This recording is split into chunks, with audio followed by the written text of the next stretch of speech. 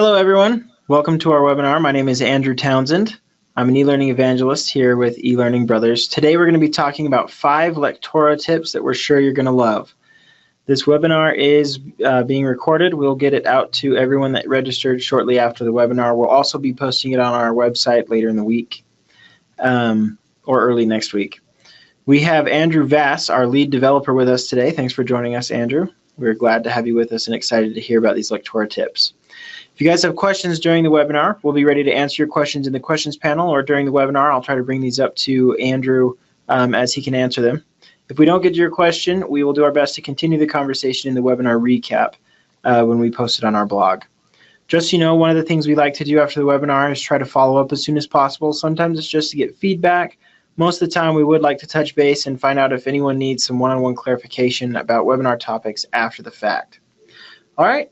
So without further ado, I'll go ahead and turn the time over to you, Andrew, and allow you to share your screen.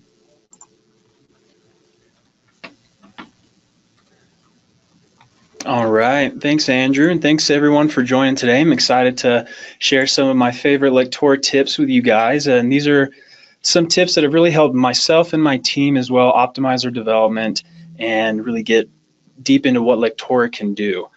For what we'll be talking about today is first I'll talk about working with notes and tell you what notes are, what they can be used for, and how you can manage them. I'll also talk about using the resource manager to help make your development easier, help you cut down on the size of your Lectora projects. We'll also talk about anchoring objects for vertical scrolling, specifically when it comes to mobile development, as well as managing actions and also working with inheritance. So let's get started. The first tip is working with notes. So notes in Lectora are a feature that most people, I feel, really don't know about. It's a really hidden feature, but it's something that we found really helps us to work more quickly when developing, especially within a team setting when we have lots of developers on one project or people getting in the file and helping us review. So there are 2 ways to add a note in Lectora. What you'll do is you'll first select your page you want to add the note on, and you can either come up to Tools and add a note here, or you can just right-click on the screen and select Add a Note. So if I come up to here and click the drop-down underneath Note, I'm presented with a couple different formatting options. So for example, if you have 3 different developers working inside of a tool, you can have each developer have their own color so you can identify whose note is which. And you can also adjust the note text style right here, changing the font and the size and the color as well. So if I add a note, there's a couple things that happen. First, this little note icon will appear on the screen, on the stage, and the note actually moved to my other screen, so I'll bring that over here. This note will pop up, just kind of like a yellow sticky note. And what that'll do is that'll give you the name of whoever created the note. So that's my name right there, and that's going to come from whoever is identified in the Lectora preferences, so right here. That's where that will come from. And also tell you when the note was made, the date and the time.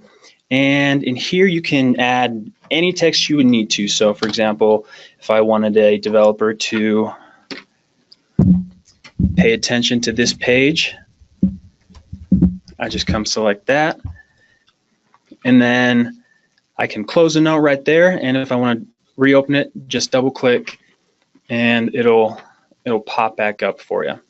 Another nice thing that Lectora does is it'll make the title of the page that the note is on, it'll make it bold. So you can, right when you jump in, you can see, oh, this page has a note. I need to jump in there and view what the developer or the QA person was saying. And this note icon appears it's going to show up on your stage while you're editing in Lectora, but once you publish, that will not be there, so you don't have to worry about that. And one last thing when working with notes that's really helpful is this notes report right here. So right off the bat, if I'm a developer and I'm getting a course back after a QA cycle and there's been a bunch of notes in there, I can just really quickly open this notes report and get a kind of a bird's eye view of all the notes in the entire title. So I can see which page the note is on, what color it is, who created it, what time, and what text is on that note as well. And Lectora also allows me to print that if I ever need to share that with a manager or something like that. And that's working with notes. The next tip is using the resource manager. Again, the resource manager is something that a lot of people don't really use in Lectora, but it can be really helpful when managing all of the resources in your title, obviously. It kind of functions as a library, so a central repository of anything that you have brought into your title from outside, whether that's images or sound files or PDFs, anything that wasn't created within the tool. The resource manager is a place where you can manage all of those things. And just like with notes, there are two ways to open the resource manager. You can come up to the tools ribbon and select resources, or you can just right click on any resource you've imported and select resource manager. And that'll pop up the resource manager window. I'll just walk through the different options that you have in this window. By default, if you've right-clicked an image to open the resource manager, that image is going to be selected for you right here. And there are three tabs in the resource manager. The All tab will show you obviously all resources that are in your title. The Search tab will allow you to search your entire title to find a resource. And the Unused tab is where you can see any resources that you might have imported or deleted. But if you delete for example, an image from your title, it's not going to be removed from the resource manager. So this is where you'll come in to remove all of those images or resources and kind of cut down on the file size of your Lectora project. All right, so I'll jump back into that All tab, and over here on the right side, you can rename your resource just by typing in here and clicking rename. It'll give you how big the resource is, what size it is, and it will also show you, this is I think super helpful, every single page in your title that uses that resource. And you can see right here that there's a button right next to the resources used that says create unique resource. If I select one of those resources, that's going to enable, and Lectora will automatically jump to the page where the resource I've selected is. And for example, let's say this eLearning Brothers logo, maybe on one of the pages in my title, I wanted to edit that a little bit. I wanted to change it to black or add some extra text on there, but I didn't want to modify that for the entire project. What I can do is I can select create unique resource, and then that'll create a whole separate resource just with an underscore and then another number, and now you can see that this resource is only on the one page. So now if I want to edit this, I can just edit this one resource, this one image, and it won't affect everything else that I have in my title. That's a really nice feature. And the resource manager will also show you just a quick preview of the resource so you can see what you're working with. And this edit button will allow you to just edit an image directly within Lectora. What this is going to do is it's just going to open the image editor that you have selected in your Lectora preferences.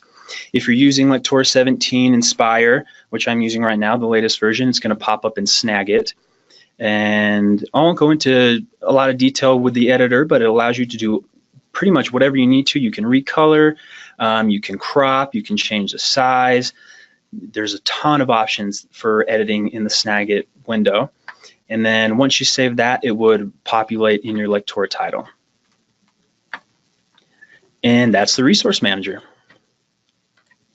The next thing I'm going to talk about is anchoring objects for scrolling or for mobile development. And it's no secret that mobile is really just becoming what everyone needs to have in some respect in any course that they develop. And usually when you're developing for mobile first, you'll want to have a lot of scrolling, because either when you're using a phone, and most of the apps use scrolling rather than like we have on the desktop where you just tab through pages. But that creates a lot of unique problems when you're developing for mobile. And let me show you one of those right here.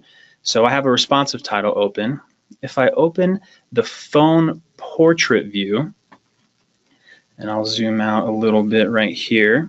What I've done is I've come in here and I've extended this this mobile portrait page by about 2,000 pixels. So now it extends past just the regular phone screen size, so that I would be able to scroll down and view some extra content right here. Now, if I run this just how it is without making any changes, I can scroll down, but for example, the player bar that I have set right here, that's going to scroll with it, and that obviously creates a problem when you're viewing something on a phone or a tablet, because if I wanted to scroll down to view the rest of the content on the page, and I get down to the page, now I have no way to advance in the course. I'd have to scroll all the way up and then click the next button. Not very user-friendly. And luckily Lectora has created a fix for this, and that's anchoring objects. So what I can do is I can come up here, I'll come up to my title level and select the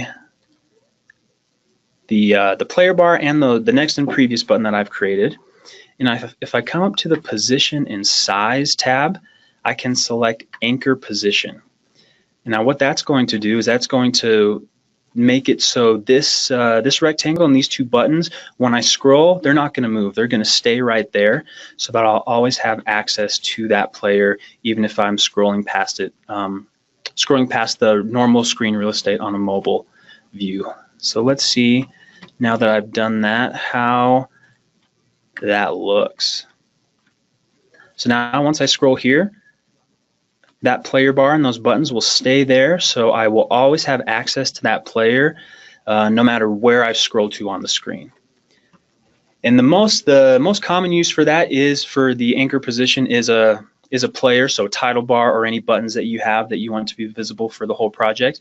But you can also do that with anything in Lectora, whether it's a maybe a little help icon that you want to have in the bottom corner of your screen that you want them to be able to have access for the entire page, a video even that you want them to always be able to see no matter where they're scrolling. Lectora gives you a lot of options for that, and they've really started to put a lot of effort into mobile first development, and this anchor positioning is something that really helps with that.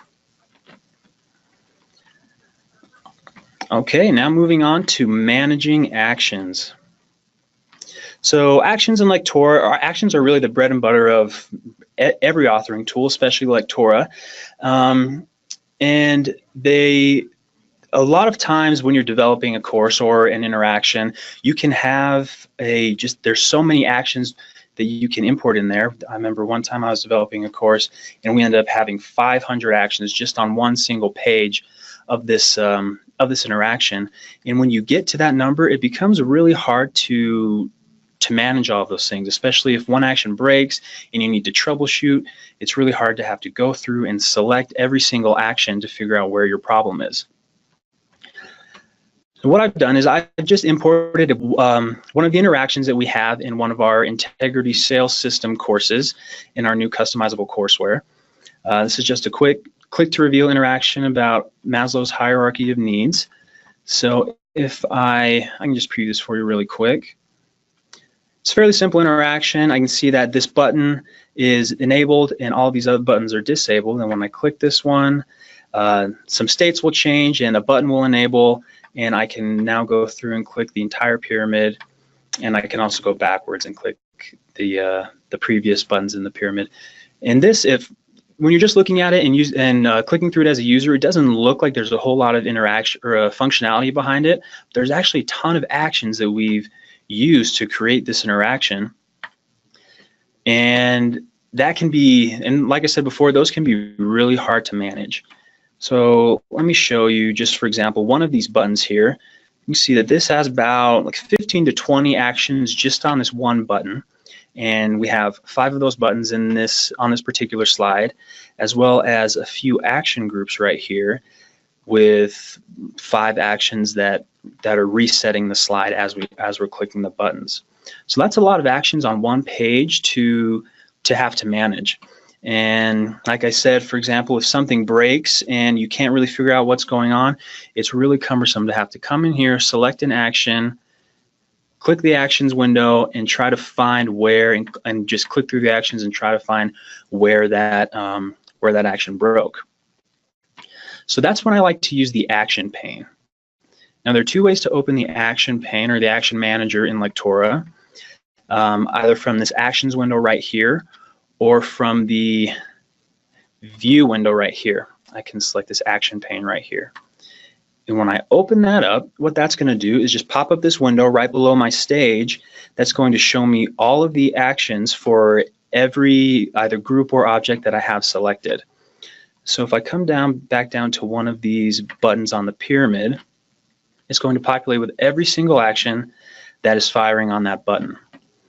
And right here I can see the order in which the actions are firing, the name of the actions. Now, in the courses that we create, we name all of our actions so that the end user will be able to more quickly identify what the action is doing. But by default, Lectora is not going to name your action something really specific. So this is also something that really helps if you have a bunch of actions that aren't really named properly. You can come in here and see exactly what they're doing. You can see what's causing the action to trigger, what the action is, the target of the action, and you can also see whether or not there is a condition assigned to the action as well. And in this window, you can remove actions, you can add an action right in this window, and you can change the position of all the actions. So it's really helpful to have just a bird's eye view of everything that's going on either an interaction or an action group, so you don't have to click through everything to either troubleshoot or to modify some actions. Another quick tip for how I like to use the actions pane is if you come up to the top right corner right here, there's this little thumbtack that says auto hide. And if I click that, that's going to collapse the actions window and just put it in the bottom left corner of my editor. So now, instead of having to come up to the actions pane and click that and close that every single time, I can just select a button or an action, come down, hover over here, and it's going to pop up for me and give me a quick view of all the actions that are firing on that specific button.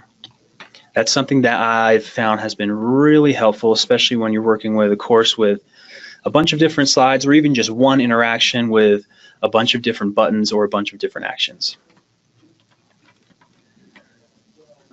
All right, now moving on to my last tip is working with inheritance. Now, inheritance is really what sets Lectora apart from all the other authoring tools out there, because you don't have, Lectora is not timeline based. They really use inheritance to kind of mimic that functionality and, like I said, stand out from some of the other authoring tools. So if I come back to our player and these three objects that I have that make up my player, I have these positioned on what's called the title level. And what that means is that for every page that I've added to my title, by default, the buttons and this rectangle are going to inherit on each of these pages. That's why when I click on each page, that player will show up even though those objects actually aren't on each individual page. And what's nice about inheritance is that you can really dig down into as many as many levels as you want. So for example, let's say I wanted to add a chapter in my title, and I wanted to have a chapter title. I want to add a chapter title to my play bar. So we'll just call this chapter 1, and I can move that down. And actually, since I have the objects on the title level set to anchor position, kind of going back a few steps, anchor position is going to make sure that everything is going to set everything to always be on top. So if I wanted this text block to also be on top, I would also have to anchor that and set it to always be on top. So I'll just do that so we can see that right there.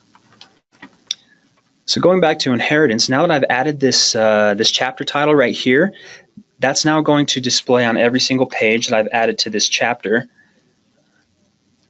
no matter how many pages I add. But going back up a level, it's not going to display on these pages. And like I said, you can get as granular as you want with this, you can have inheritance for as many chapters as you want, as many sections as you want. If you're adding a quiz, the quiz will have its own separate inheritance properties. So it really helps to be able to customize the look and feel of your course for your user. Now, like I said, by default, every single page below the title level is going to automatically inherit every single object that you have set on your title level.